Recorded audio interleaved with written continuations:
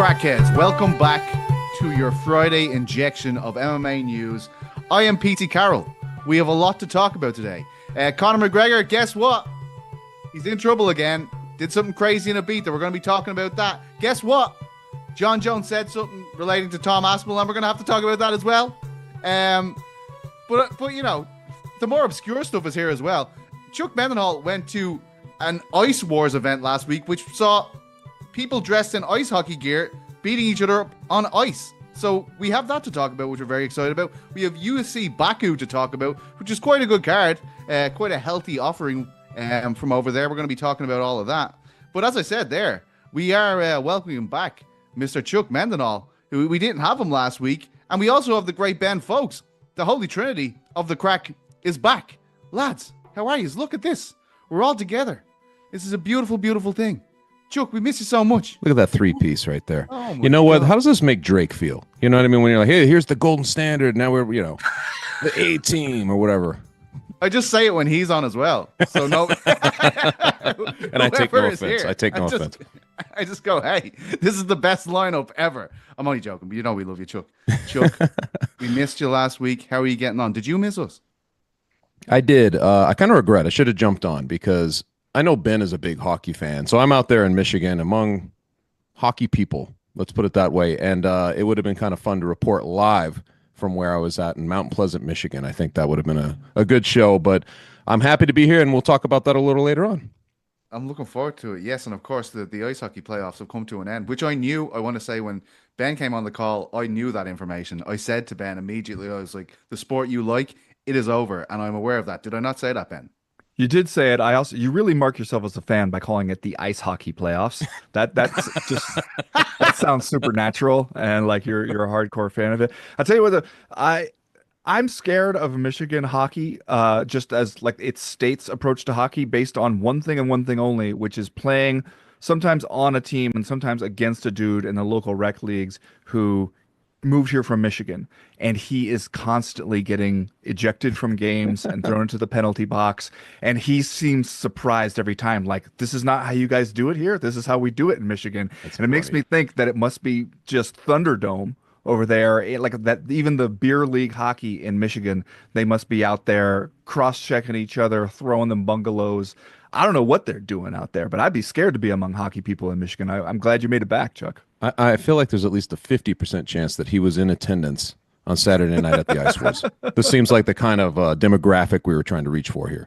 He's the only guy I've seen get ejected from a playoff game. He was on our team, and when the ref ejected him, we were all like, thank you.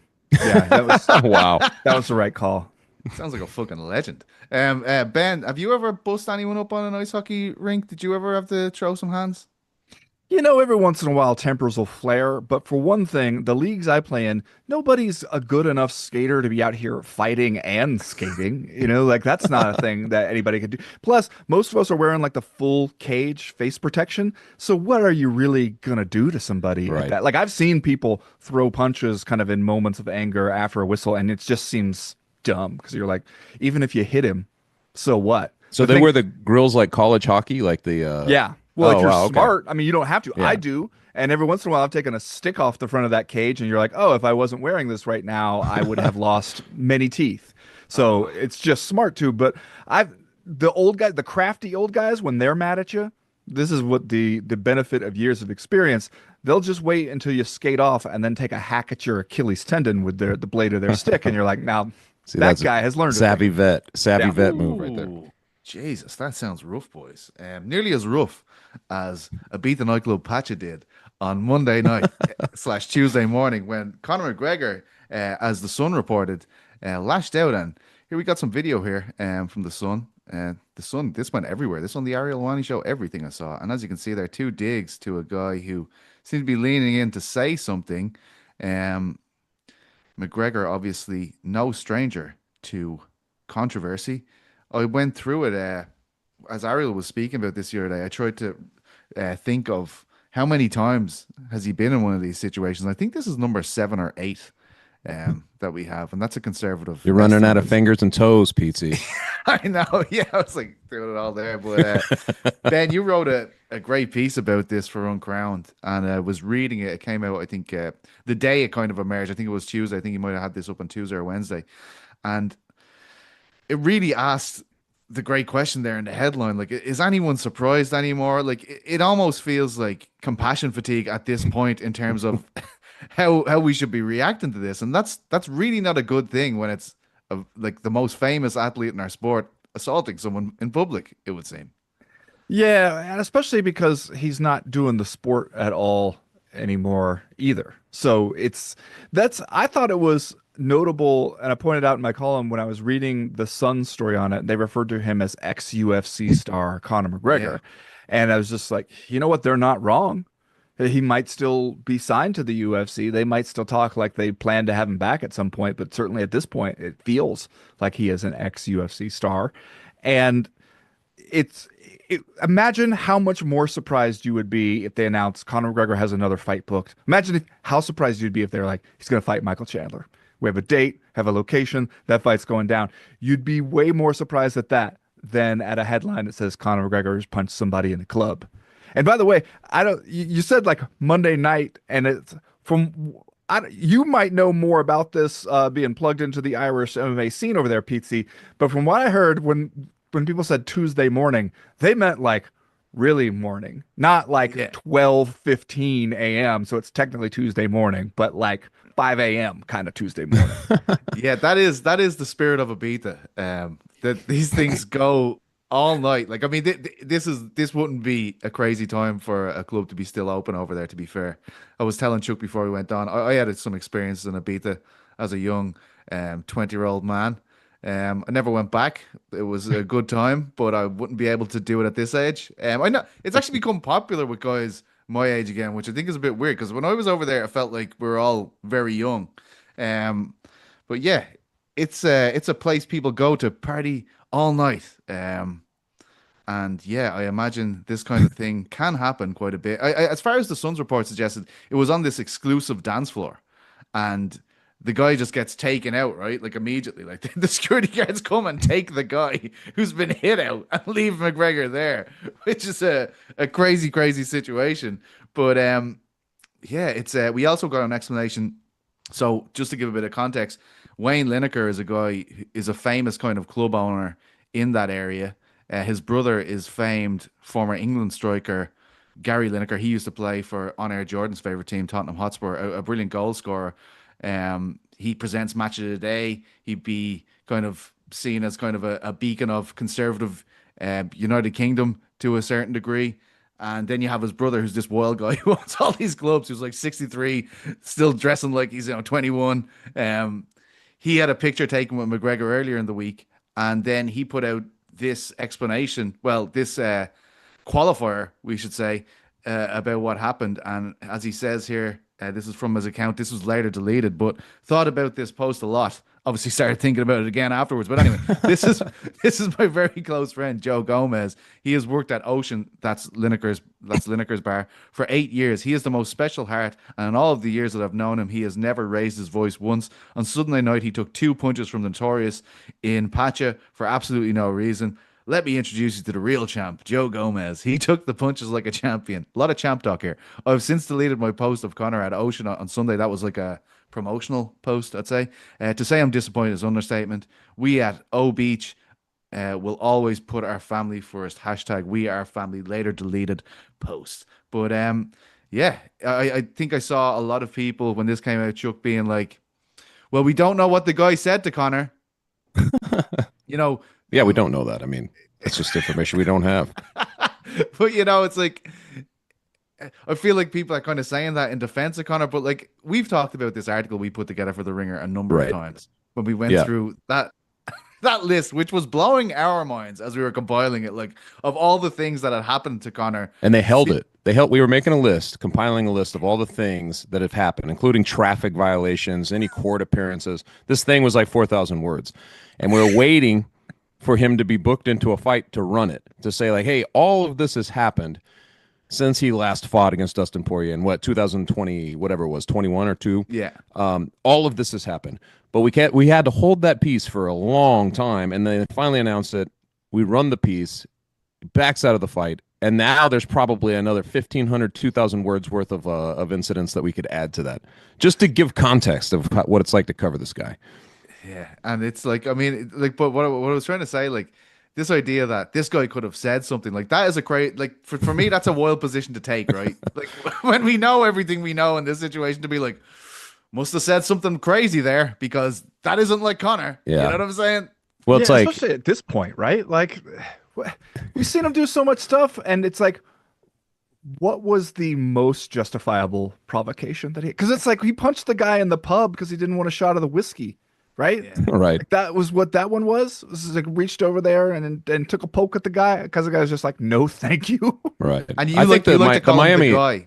the Miami mascot, though, was, I think, getting a little sassy. I thought that was justified. He laid that mascot out that time. That was crazy. And then he took out the title spray as if he was healing him after he got knocked out. That was insane. Obviously, more happened that day as well. We won't get into that now, but yeah, I mean, never far from controversy. It's like, if you do the math, though, like you mentioned, it's Ibiza. It's 5 a.m., whatever, it's like it's in the middle. Like, you put this math together, does it really matter what was being said? It's almost like at this point, you're like, this is the kind of situation that he finds himself in.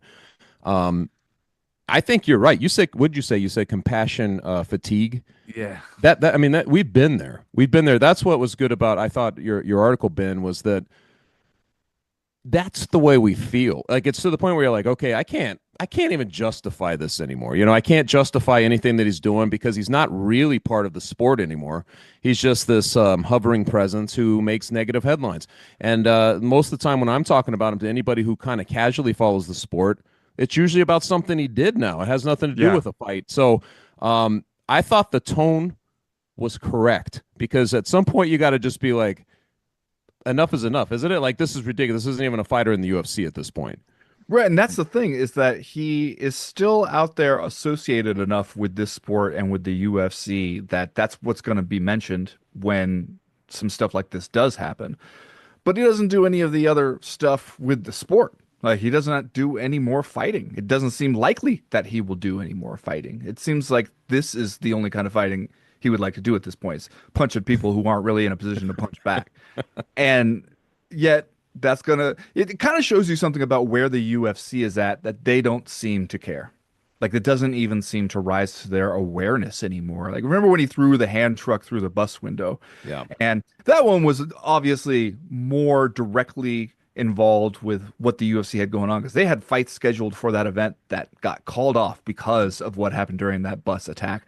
But the show of indignation from Dana White afterwards, saying like, would you want to be in business with Conor McGregor after today? Now, of course, Dana White later very quickly decided the answer was yes, he did still want to be in business, and we're going to, in fact, use that footage as promotional material. But now, if this were another era, or if this were an entirely different fighter in the UFC, it'd be like, oh, yeah, we're aware of this incident. He's cut. We're doing something. We give a damn in some way about this happening, and the bad light that it casts the sport in, that this guy is out there still doing this stuff. That's a great point. And the UFC at this point, they just don't really care anymore. They're just like, people know that this is who Conor McGregor is. This is what he does. If we book him to fight, it's the same people who are going to watch will still watch. And to me, the thing is, it's like, he's been accused of this range of stuff. It's easy, I guess, if you're like, hey, I'm a fan of damn cage fighting, man. I understand that every once in a while these guys are going to go wild in a club and might punch somebody, and tell yourself like, hey, that just goes with the territory, But it's another thing when you look at some of the other stuff that he's been accused of, like the many sexual assault allegations in different ways, some of them that have a lot of similarities between them. The one that he was found liable for in his home country just over the course of this past calendar, or the course of the past year or so. You look at that kind of stuff and you're like, that's not so fun, that. And if you're telling me he didn't do all that stuff, he is falsely accused on all of these other charges, but absolutely did all this other stuff where we have video footage. Remember when he punched the old guy? Didn't he try to at first say like, I didn't punch the old guy? And then when video came out, it was like, okay, yes, I did it. I'm sorry. And it's like, if he is falsely accused on all this other stuff, then it seems to be the only stuff he's falsely accused of, because we see him doing this other stuff over and over and over again. It seems to establish a pattern of behavior. And the fact that the UFC can just be like, we don't even have to mention it, we don't even have to address it, I think shows you something about where they feel they are in relation to the fan base and how far outside of the orbit of like the day-to-day, like actual reality of the sport they think Conor McGregor is at this point. And to give like just any kind of, indication of what this matters, all the things you just kind of said, he emerges as the face of BKFC. Like he becomes like this guy who like suddenly that they're like, they trot him out and like, check this out. Look, we're in business with. It just gives you an idea of where we're at, like the divide between all of that stuff, all the checkered things going on in his life versus this persona that he has in the fight game. It's a very strange thing. You brought up a great point, man, because if this is any other athlete, like sometimes you'll see guys, we've seen it a lot where guys who are maybe champions at one point that got into trouble, and it seemed like a recurring thing, and it's always like, oh man, how sad. This guy has now kind of fallen into this, this really bad pattern of, like, you see guys like Pat Miletich, right? Like you keep seeing his mugshot for DUIs, things like that. You see guys like this, and the only thing you think is, oh man, that guy has fallen off the rails. He is out of here, But yet Conor McGregor stays viable through, I would say, triple the amount of, criminal things that kind of go on. And still somehow we're plugging him into like any kind of vital talks. It's just a bizarre thing. I guess when we talk about an unprecedented athlete, like a guy who came through the firebrand, who changed and was exceptional in all these ways, we're talking about this still. Because I think compared to other athletes who've had problems coming out of their careers, Conor McGregor's navigated it completely differently. Like, in fact, he's running for president over there, Petesy. I mean, like, he's just, it doesn't affect him at all, really, in the sporting sense and the sense that we hold him in. Yeah, well, I think like that's a thing. The first reply underneath the post I put out today saying like we'd be live at the top of the hour was a guy from Ireland, and he's kind of saying like, I believe his name is Kevin, and he was like, well, why are you still covering this guy? Well, it's for like some of the reasons you just outlined there. This guy was in the White House a few months ago. This guy is the head of BKFC. Another kind of question to the UFC at this point is like, is he still the biggest star, UFC adjacent star at this point? I'd say he is. In terms of following, all that kind of stuff, like headline generation, all that kind of thing. Like, is he still their biggest star? Yes, I'd say he is. I think that's why. I mean, imagine a fight. Imagine him making the walk finally. He turns 37 next month. It's like time is winding down on the guy. But like, imagine him making the walk again. It's just, I think the magnitude of him being there, that's what I'm trying to say. Like, he can somehow transcend, I guess, all the things we're talking about, and he could show up and it'd be a huge event. So I think you're right. I think he still probably is the biggest star. They haven't done a good job of or there haven't been any people who come along that command that sort of thing since him and Ronda and that whole boom period. But I think you're right. I think he would be still the biggest star if he made that walk again. I don't think they want another one as well. I think there's part of that, like he's their Frankenstein in a way. Yeah. He's like, oh shit, like look what we created with this guy. That is true. And I get the sense, like, and I think that's why the tone was so good in Ben's article is like, yeah, we're all fucking exhausted. Like, I don't know what else to tell you, like, but yeah, we still have to do this because he is still that guy. Like, am I right in saying that, Ben? Like, we kind of have to cover this guy still, right? Well, yeah, and I mean, especially that he is the biggest star in the history of this sport by far. And so that, even if he had told us he was officially retired and never going to fight again, it would still be newsworthy in this sport if he's out there punching people in nightclubs and stuff. Yeah. And the fact that, he still is acting like he's an active fighter only makes it, more notable. But also, it's just the idea that you kind of sell us where you're like, hey, I was going to come back and fight Michael Chandler. It's going to be my great comeback story after breaking my leg against Dustin Poirier. Dipping out of the testing pool for a little while, then coming back looking thick and tight, as they say. What are you implying, Ben? And then I was going to fight Michael Chandler, and that was going to be a big comeback. And then has to pull out of that, broken pinky toe, one of those injuries where when you post the proof of the injury, you have to include a little arrow just to show us Yes. like on the X-ray or like where You where love the it when actual people do injury is. this. You've been pointing this out for a long time. I mean, hey, do you remember when male cyborg, Evangelista cyborg, Oh, God. took that knee to That the dent, dome from the Michael dent Page? in the head, the skull. dent, Oh my God. dent right in his forehead Ugh. from in the shape of Michael Page's knee, and he posted like the X-ray image from that, and he didn't need an arrow because we looked at it and we were Yeah. like, there it is. It looked There like a crater is on the moon. Yes, it's exactly what it looked Ugh. like. So I'm just saying. But then, if he went through that whole thing, he's acting like, all right, injury, but when I make the walk, it's gonna be right. Like I'm not gonna do it injured. I've done it before. It was a mistake. And then the next time we see you, you're in a nightclub punching a guy while still holding your drink in your hand, and we're going, it doesn't really look like you're in training. It doesn't look like that return is imminent. So I think Doesn't it look just like kinda there's a lot shows of you- power behind that punch either. had to punch him twice. Had to Yeah. punch a guy twice who it was a pure sucker punch. The guy didn't And he's know, up on a height as well. He's Yeah. punching down Yeah, the on high this guy. ground. Yeah. and like the club owner said, the guy took him like a champion, which I don't know here's my question. If you were the guy punched, do you want your boss, even when he's being positive, even when he's saying nice stuff about you, you could have been like, he didn't have to say my name and my Instagram handle, and like now everybody knows I was the guy punched. Like I could have done without. Right. You could have just gone on there and said he punched a longtime employee, and I'm Right. disappointed. But like, you didn't have to name It's a me beef, for being punched. You can follow him here. Yeah, like I don't need that.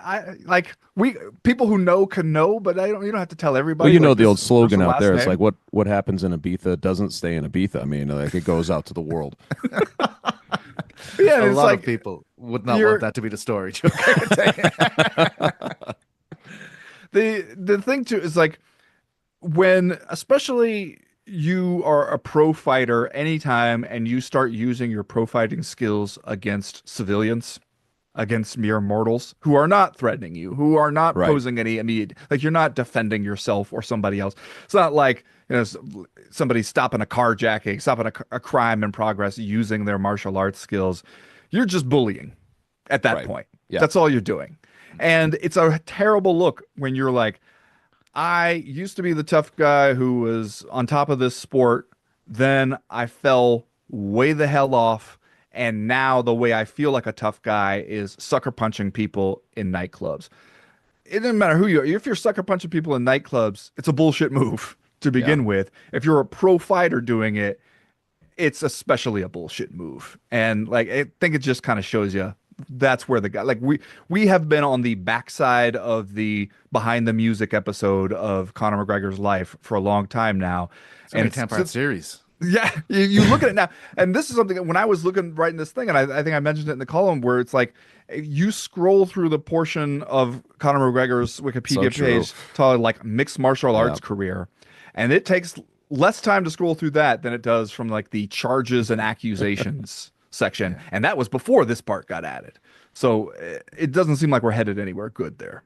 I remember Also- talking to Joe Lozon about this very thing, where it was like, because he's a Boston guy, and he was talking about you going to bars and people like to mess with you or whatever.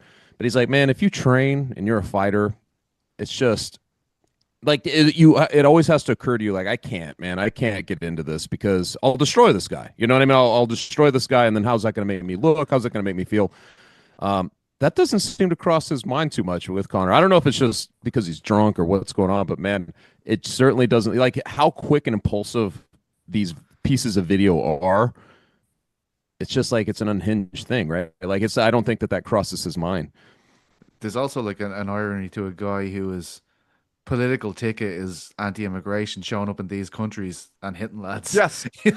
Like, Yeah. Yeah. it's If been in every Italy. other country adopted the rules about immigrants and committing crimes that Conor McGregor wants to see adopted in Ireland, he wouldn't be able to go anywhere.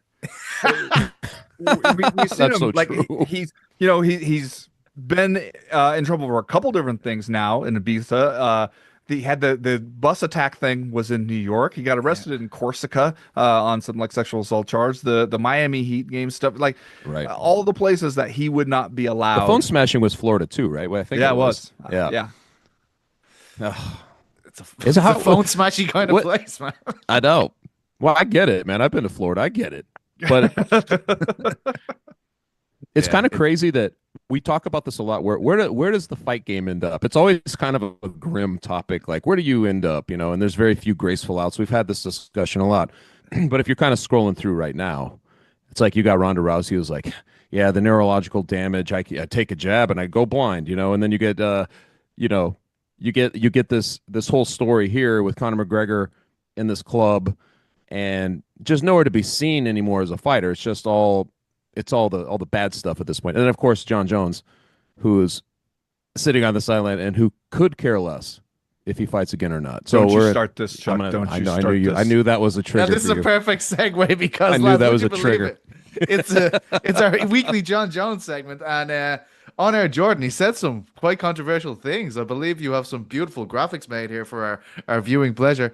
I don't want to say that I'm retired, says Jones, because fighting's in my blood. Right now, I couldn't really care less about fighting. That's not what he says. You're not reading the quote. Oh, Read sorry. Right. Right now, I could really care less about fighting. When the itch comes back, if it comes back, then I'll do it with my whole heart. Go ahead, Ben. Yeah. Okay. I mean, this one, it's so common, I guess is why the language of it bothers me, because it's just like, if you think about it for even a second, you understand, like, if you could care less, that means you care at least somewhat, and it wouldn't help us either, because that puts you on the spectrum of caring somewhere between care a little bit to, like, it's the most important thing in the world to me.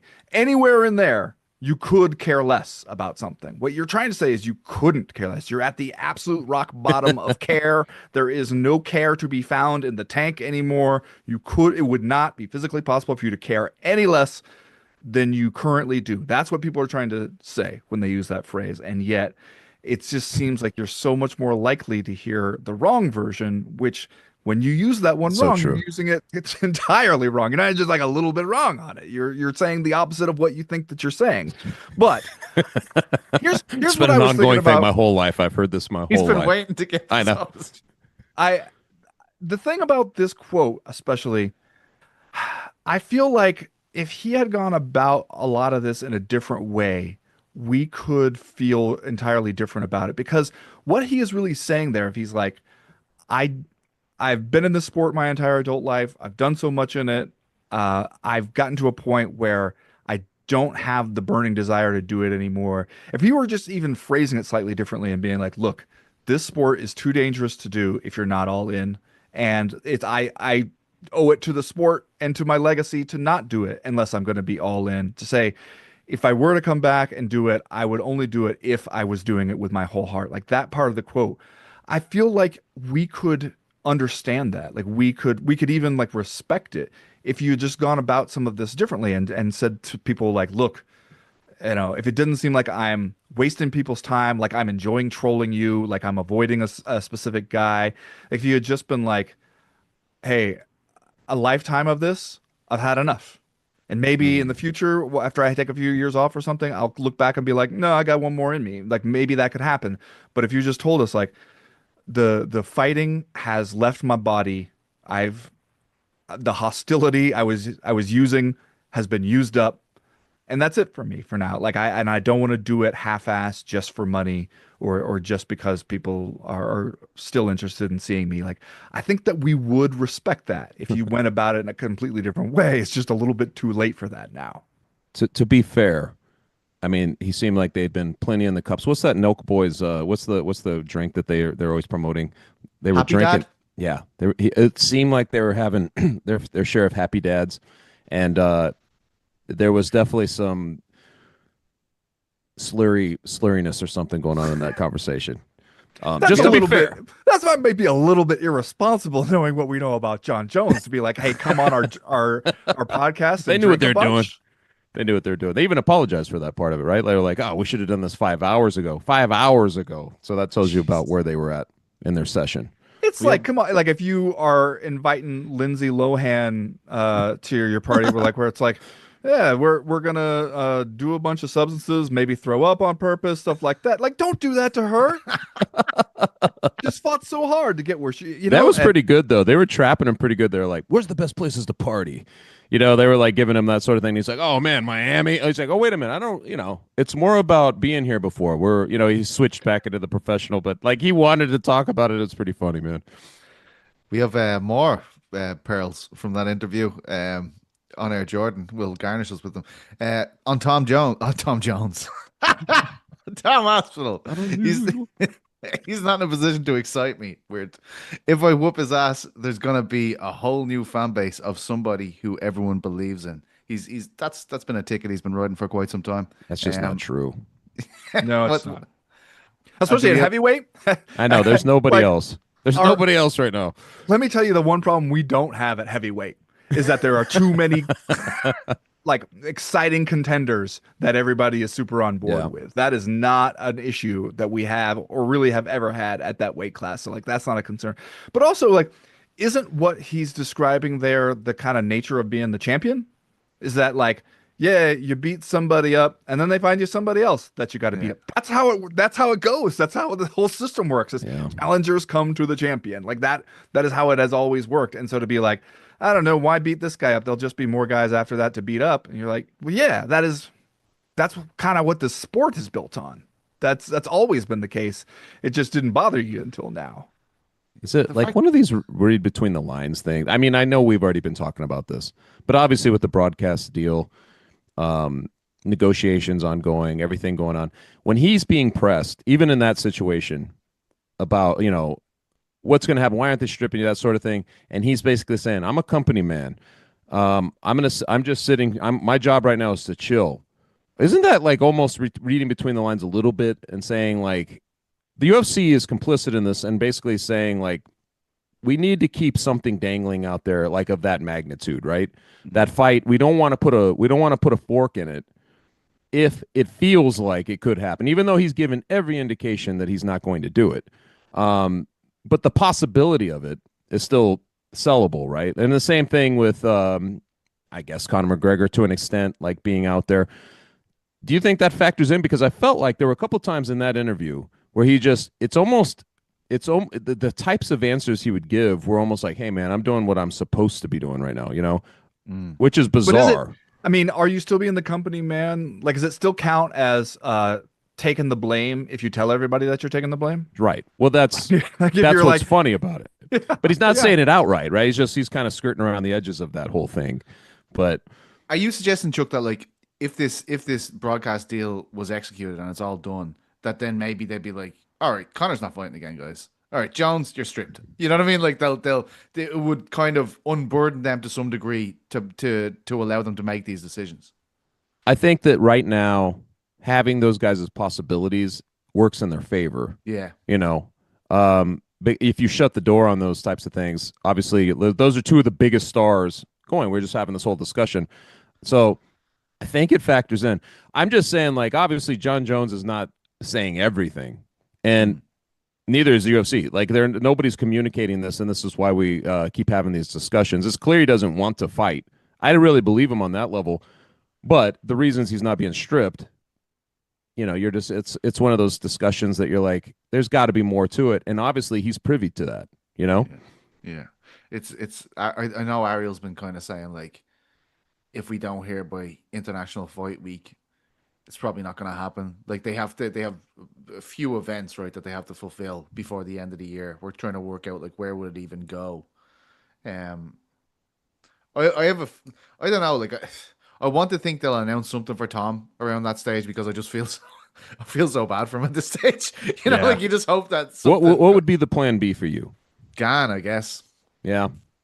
There's nothing though, but like, that's what I mean. That's kind of where it's at, right? Like, to say like, oh, there'd be another guy behind it that you'll all want to see me beat. It's not really true. There's one guy left.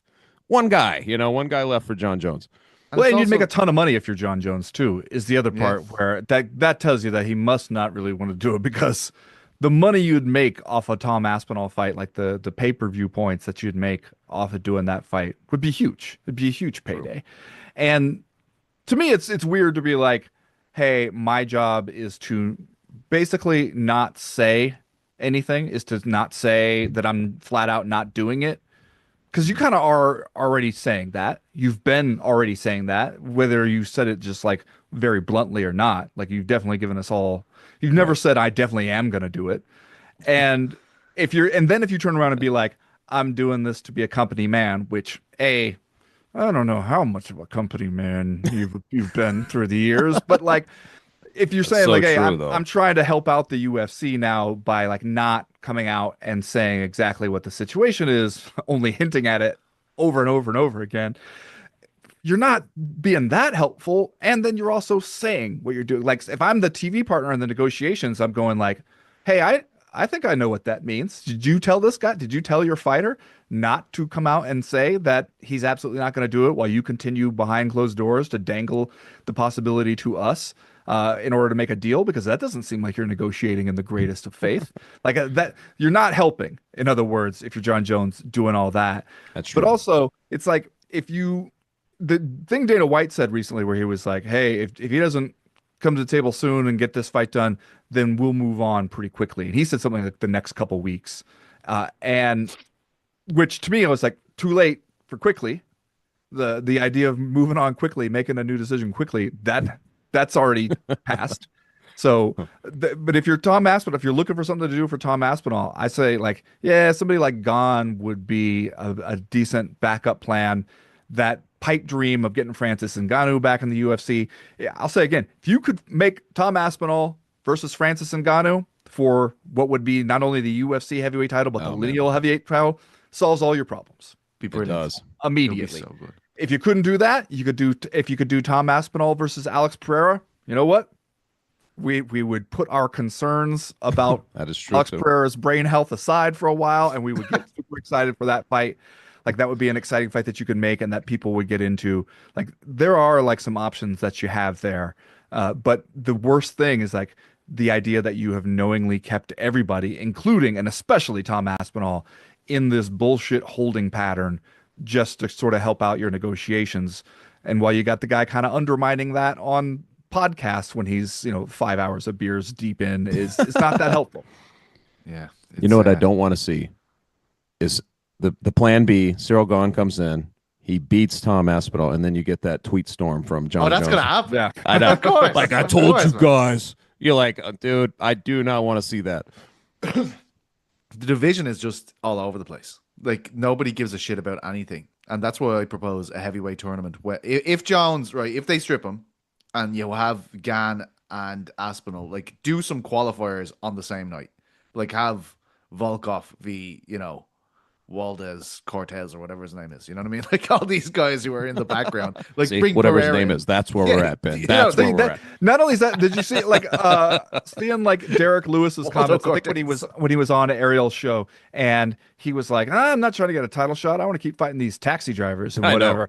And then he said something where he was like, I want to fight this one dude who says this, but and then we had to include in brackets that he meant Waldo Cortez Acosta. Yeah, That's what I'm talking hilarious. about. Yeah. But as in, if they did that, at least everyone could see it all there in one package, right? And they'd be like, "Oh, these are the guys in Yes. this division." These are Yeah. the other heavyweights. This is interesting. Volkov, he's pretty good. It's they've got to do something because it is on life support right now. I believe we have one more quote from the great Jon Jones. Do we on air, Jordan? I think Dana White gets things done. I mean, in this situation, to say that alone, it's very, Ben was talking about that thing. We're going to get done in a few weeks. That was in February, the first time he said that. Anyway, sorry, can we go back to the quote? Sorry. I think business speaks before emotions. If Francis Ngannou presents himself in a humble way, no, Forgive me, sir. Forgive me. Yeah, what the hell is that? What does he? That's such a weird way that sometimes fighters, it feels like they've just been in an abusive relationship for so long that they've just internalized this stuff where it's like, hey, you need to come back and say you're sorry to the boss. For what? For what? For standing up for yourself, for demanding to get paid what you're worth, and then going and getting it? This worked out tremendously well for Francis Ngannou. The gamble that he took on himself in so many ways, which is why it really undermines the claim that Dana White tried to make, where he's like, I just think Francis doesn't want to take any risks. And it's like, first of all, you're talking about the guy who left home and made it to Europe in an inflatable raft and nearly died several times along the trip. That's not a risk-averse person. A risk-averse person doesn't make it this far from where Francis Ngannou started. But then also the fact that he knew where he stood with the UFC, where things stood as far as like his contract situation. He knew that he was on one bad knee when he accepted that Gane fight. He knew, hey, you're gambling. If you lose that fight, it's really going to hurt you going forward. He said, let me go in there. I think I can get it done. He did. He sat out. He said, I think I can make a big deal for myself in boxing, even when there are all these people, all these, the UFC, a lot of people, all these talking heads being like, no, you need to come crawling back. You need to come back and say you're sorry and accept whatever the UFC wants to give you. And he said, no, I think this can work. And remember, there was that period of time where he was waiting for that big boxing match to materialize, and it hadn't shown up yet. And people were being like, even guys like Daniel Cormier were like, I think he should come back and say he's sorry and see if he can get back in the UFC. Present himself in a humble way. I'm so sorry. Present himself in a humble way. I was acting like a jackass, Yeah, demanding to get paid what I'm worth instead of letting you guys keep all the money. And instead, he stuck with it. He got his huge paydays in boxing, did surprisingly well against Tyson Fury, not as well against Anthony Joshua. No. Still got paid big time, then came back, won a fight in MMA to remind us he can still do that stuff. Like, he's made so much more money just from that gamble on himself than he would have made in 10 years of sticking around and just taking whatever the UFC wants to. And it's like, if you think he needs to come back and be like, sorry for doing that, sorry for doing this stuff, which was a great idea for me and which took the huge brass balls that I have to bet on myself in this way and turned it into cash money, there's nothing he needs to apologize for that at all. And it's crazy to even suggest that like he would need to come back like hat in hand. He doesn't need this. He doesn't need to come back to the UFC. Loaded. Yeah, the UFC, they right. could really use him right now. It would be really great. They should be like, hey, Francis, we're sorry. The breakup got ugly, man. Everybody said some things we didn't mean. Can we start fresh? They should be the ones presenting themselves in a humble way because he doesn't need this. He can just stay home. Petesy, before you move on, you think about Jones. Like, I know we've touched on this, but like in his legacy, right? Like, I feel like he's one of the rare athletes in our sport that we've actually made the Michael Jordan claim. We've made the whatever, like whatever the big athlete is, because remember, he was the first guy at the Gatorade and Nike endorsements. He had these big endorsements. He's the longest reigning, champ, all this stuff.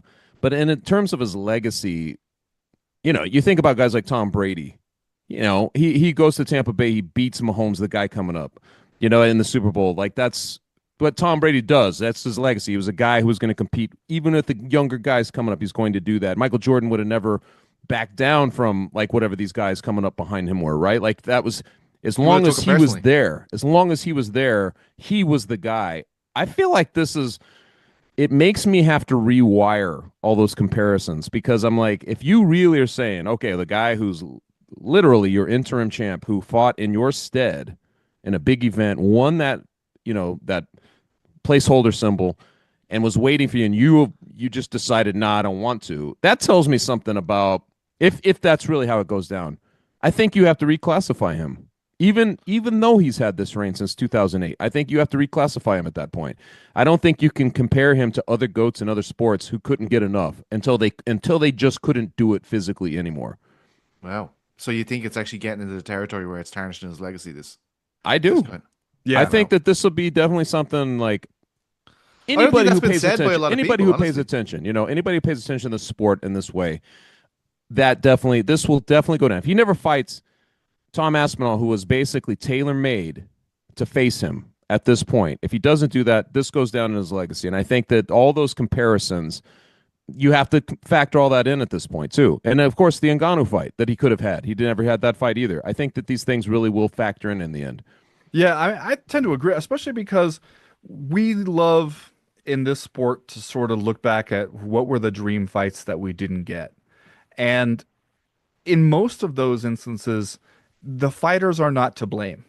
It's true. The most that you can say about them is they wanted a certain amount of money to do that fight. The promoter didn't want to pay them that amount of money. Like, that's what you can kind of say about Jon Jones and Francis Ngannou. And it depends. Like, who you think wanted the most money, who you think was being unreasonable. I mean, the UFC would have, there was no question about the UFC paying them too much that it would not turn a profit on the event. It's just that it wanted to turn enormous profits on every event.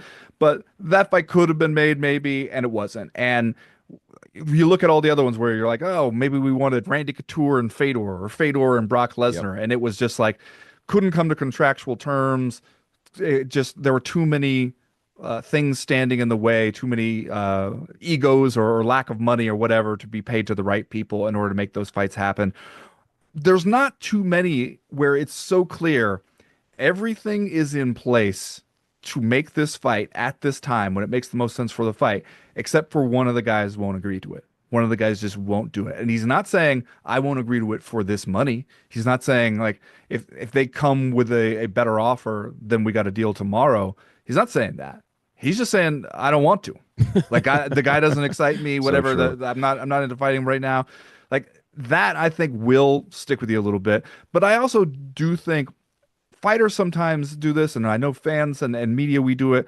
We think when we come to the end of a fighter's career that how it ends is going to color the legacy more than it often does. Because it's like, that's what you hear from fighters, right? When they're going like, I don't want to go out on that one. That was a bad one. I lost that one. I didn't look good. Let me do one more. And if they win that one more, that just shows you don't need to retire. You still got it. And so that's why you see guys stay too long with that kind of thinking. And really then when you look back and you go, I don't know, do people remember Uriah Faber's last fight that much? Or do they remember kind of the highlights along the way? Now, I do think there's some instances where it's like, do people remember Ronda Rousey's last fight? Yeah. Yeah, they do. You know, because of like what that meant for like why she stopped when she did and like how she handled it, all that kind of stuff. So it's like, if you go out this kind of way, yeah, I do think it definitely affects your legacy. Maybe not as much as it appears to in the moment, though. That's very, very interesting stuff, boys. We're gonna have to see how it shakes out. Two guys, very controversial to start the show off. We have something that isn't controversial at all, that is universally loved by all combat sports fans, and that is Ice Wars. Chuck Mindenhall, reading from his article here. We got some footage. All right. Oh, wow. This is my first bit of action I've seen. Oh, shit. These boys are throwing. And I'll just illustrate this with a segment from Chuck's article. The fighters would grab a fistful of jersey, then jostle each other toward their incoming fists. Lots of jerking, twisting, and thrashing. A sadistic little tango. The fists crashing off helmets fast and furious. Uppercuts finding a home for those who tried to plant their head into a chest. Short, quick punches, looping right hands. Guys wincing, skating off with dangling arms, holding their rib cages from their unexpected body shots or from crashing into the synthetic ice. There was blood which had to be squeegeed off from time to time. I think they actually used a wipe or something, like a towel. But that the is squeegee, absolutely the squeegee spectacular sounded better. stuff.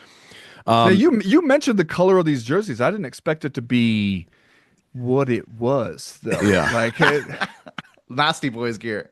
Yeah, it's exactly what it looked. And it's like, why the same? Why are we all wearing the same jerseys? I didn't understand that either. What they had was, it was America versus Canada. And you can see, if you look close on the sleeves, there's a Canadian representation or there's an American flag.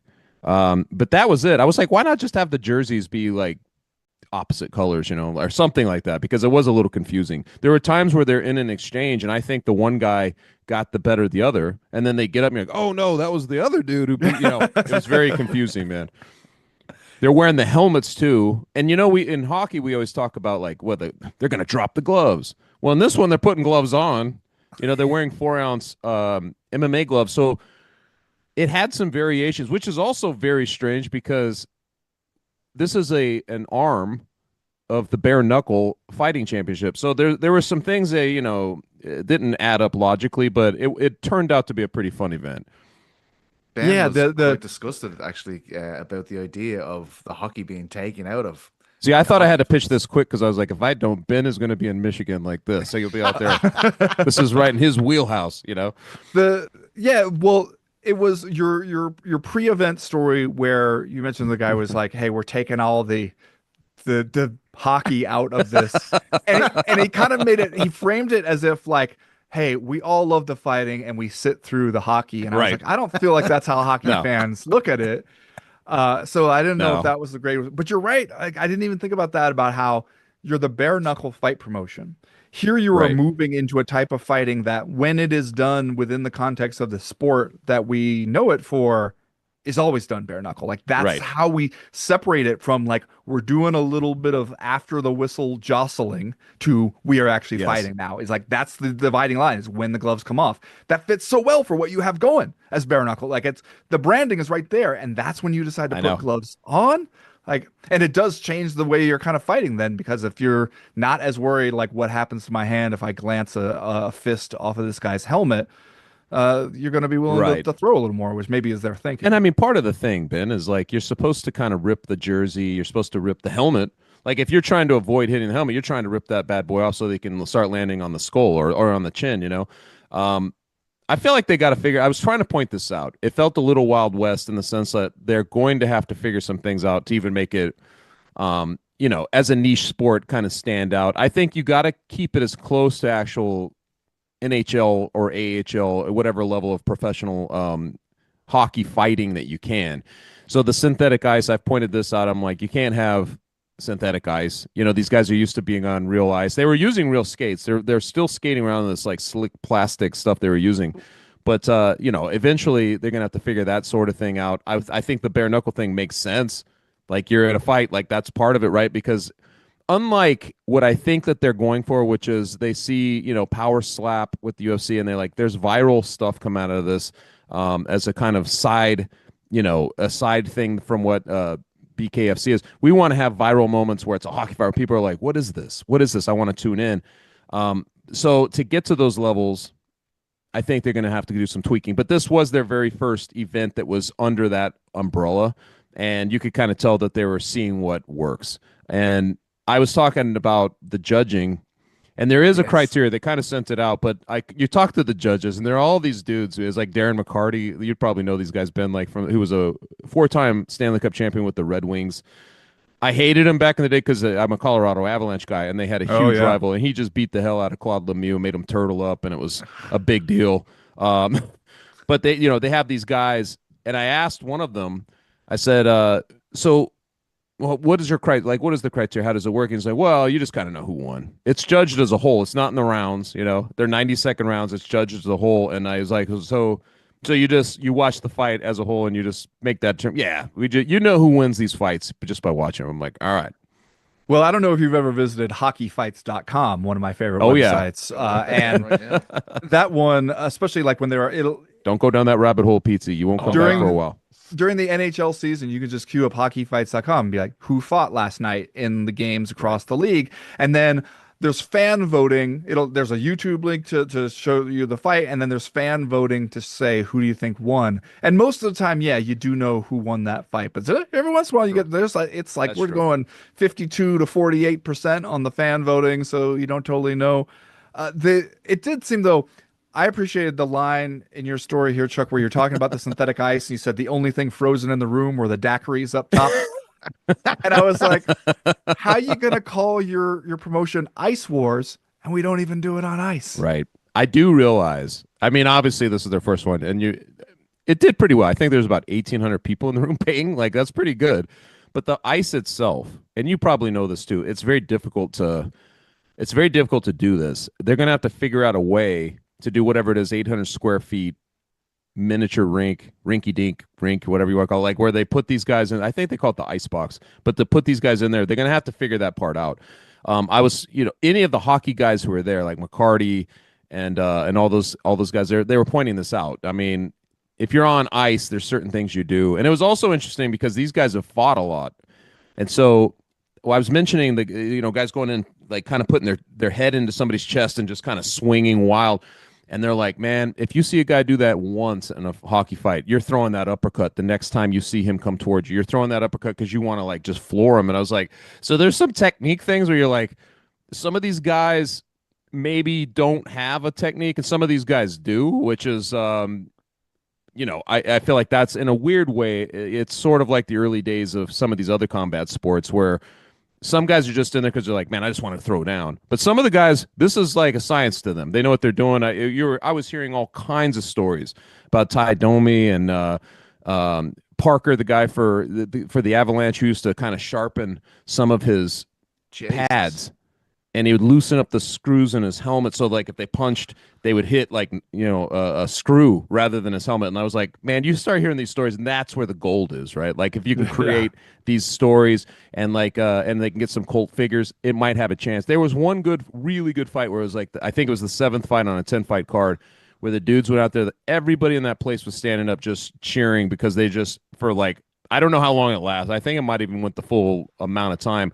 But the whole time, it would have been like if you saw two rivals drop the gloves and just stand out there for a full like 2 minutes, just or like hockey, the goalie fight, like you see them thrown down. It was like that, where you're like, this is crazy. How are they doing this, man? So in that moment, you kind of glimpse some potential if they play it right, or they might be able to create something. Sounds good. My takeaway from all that conversation: Ice Wars, not violent enough, says Chuck Mindenhall. Need more blood. Yeah. Not violent or icy enough. No, it's a great piece. Make sure you get over there to read it. A few fights this weekend, my loves. That's right. We have UFC Baku, Azerbaijan, which is very close to Iran. I just found out. I put it into Google Maps there yesterday. Terrifying stuff. We have some great fights, though. It is Jamal Hill v. Khalil Roundtree, both coming off losses, to be fair, but I do think it's a fucking banger. Like I don't think there's any way that this fight doesn't deliver.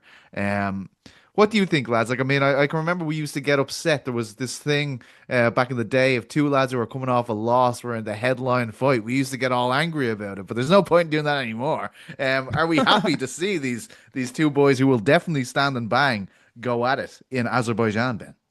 Yeah, I mean, I do think stylistically this looks like a fun fight. You're right. I don't see how you get a bad fight out of that. I worry a little bit about where Jamal Hill's at these days, just because it's hard to tell if what we have been seeing from him lately is he's up against some really good fighters. And, that can happen to you when you go in there, you fight Alex Pereira at the top of his game. You go in there and you fight a much improved overall version of Yuri P. Hey, you're going to be out there trading those shots, exciting fights. Anybody can get knocked out, that kind of stuff. But I also kind of wonder, some of this damage might be catching up to him. And at the same time, do you have the ability to grow into a different kind of fighter who doesn't have to take so much damage in order to get to these fights? I don't know if he does. Because you see some of these and you go like, all right, man, this seems like a familiar trajectory that they're kind of putting you on. And I don't know, maybe he goes out there and he is just, I think if he could get to Khalil Roundtree early, he still has a lot of power. He's a dynamic guy. So yeah, like he could go in there and he could get back on his feet here. I could also see him feeling like, I got to bite down on the mouthpiece and throw. That's what everybody's expecting me here. And then you go and you get knocked out again. And then the career situation starts to look a little more desperate. It's tough too, because it's an ABC card.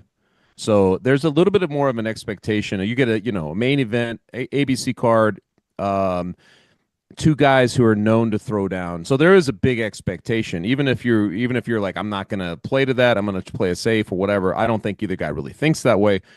But I'm with you, Ben. Like, I think that if you're going to circle like a something about this fight, it would be that, because you got Jamal Hill coming off of 2 knockout losses, and now he's going against a guy who's basically a sledgehammer. He's going to go in there trying to knock him out, trying to headhunt. And if it goes down that way, I think that now you're talking about, the sort of career eulogy, right, of Jamal Hill. Like, well, okay, that's it for him. Ex-champion now he's gone. He won't be there anymore. Especially though, when you go back, I think the previous fight was against Glover Teixeira, and that was a war. Do you remember that fight? I mean, it was one of the fights of the year because they just stood in each other and just bang, boom. They're just clobbering each other for that whole fight. And it almost reminds me in these two, return fights, essentially, where he's getting knocked out, of the Robbie Lawler effect during that moment when he was just the butcher, protecting his belt, and everybody he kind of faced, they were altering each other in there, and I almost feel like that happened. But so I feel like it's almost like a truth moment for Jamal Hill. I think Roundtree still got, I mean, what he was doing against, Pereira, kind of going in there for the big shots and he had some moments. Like I felt like there was nothing diminished there at all. I feel like he's still on top of his game. So to me, it's about, like Ben said, like, what does Jamal look like in the beginning? Like, is he going to be tentative at all? You know what I mean? Like, or is there going to be any variation? If is he chinny? If he gets hit, is he down? You know, I think that there's kind of some subplot there, and not all of it. Some of it could be sad, is what I'm saying. Like, it could be one of those things you're like, oh man, we're seeing the decline of a fighter here. Are we seeing the same decline with Fiziev? I know you spoke to him this week, Chuck, and the very start of that article, you highlight like what we saw. Like I can Yeah. remember us being very excited about him. I And guaranteed it was like a yeah, lock. Remember, I was like, oh, Fizzy was going to go right through Gaethje. This is his moment. Like it was yeah, like it was my lock of the week or whatever. yeah. And now he's on a Yeah. 3 fight skid. He's in a big like it feels like it's flipped now, where he used to be the guy that could be made off a guy. Bahamundes now a guy really, really good, really big striker, like in very exciting fights. Does it feel like they're setting him up in a way as well, in similar way to you're speaking about with Jamal Hill? It's very weird too because this is almost tailored to Fiziev, right? Like he's basically going to have the crowd. It's a partisan crowd, I Yes. think, for him. But there's a 7 inch, height advantage on this thing. That's a very strange thing. 5'8" versus 6'3", very different. And obviously, like I haven't thought Fiziev circumstantially. So he loses a majority. What was it? A majority decision. The first one it was a great fight with Gaethje. It felt like they should play it back, but the circumstances which they played him back was like very late notice, and he was complaining like nobody else wanted to fight me. So I was like, I'm gonna fight. I want to fight. So he took the fight. He didn't have regrets about it, but you can tell that he's like, this is an unfortunate thing. This happened in my career because remember the fight in between was Gamrot where he hurt his knee, so he Yes. wasn't able to continue. So circumstantially, there's been some things in his path that haven't gone his way, but nobody's going to remember that if he gets a fourth pink spot on his Wikipedia page, right? Like he goes in there and he gets smoked. I think people are going to be like, oh yeah, he's declined. He's not coming back. So I think his chances where we had him, Pete, because I remember talking about him back then. I thought he was a future champion. I think that all goes away. He is in this big moment now where if he doesn't show here where this is tailor-made event for him, he falls into that terrain where it's like a guy who just didn't get there where we thought he was going to. Yeah, Can but Bahamundes? Sorry, go ahead, Ben.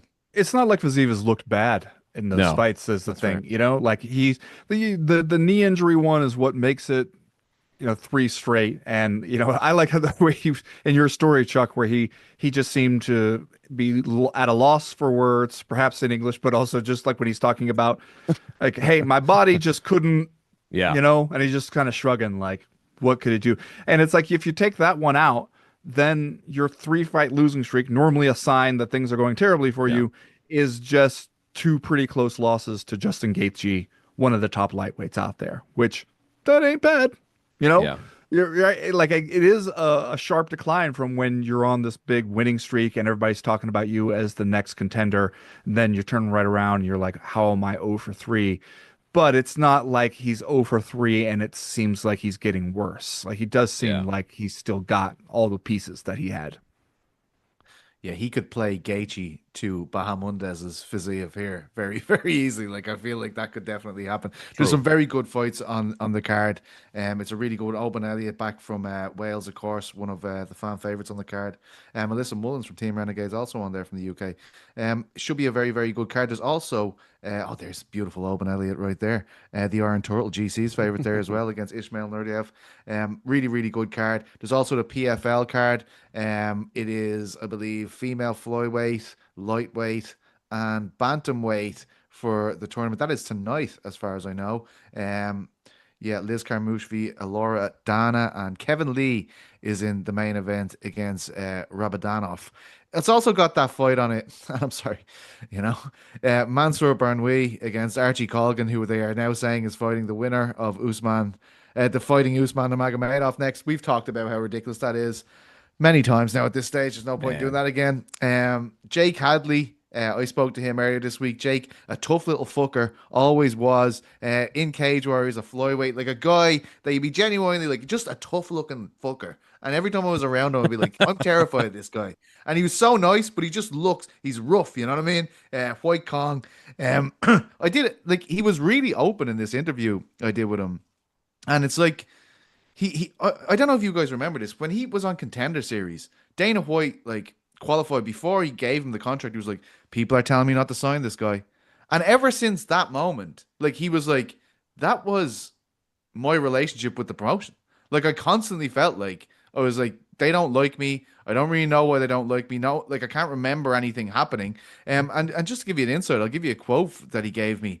Um, you know, I heard they didn't want to sign me. It's crazy to me because I've never spoke as much as 2 words to Mick Maynard. I never spoke to Sean Shelby. Oh, sorry, I spoke to Sean Shelby a couple of times. I guess what I'm trying to say is I have no issues with them, but I really don't know why they have issues with me. If that's true, they cut me once. They cut me for not taking a flyweight fight on 4 weeks' notice. The reason I didn't take the fight was because of the weight. I told them I had done a DEXA scan, and I've been told I was already too big for the weight division. They cut me for 3 days, then re-signed me.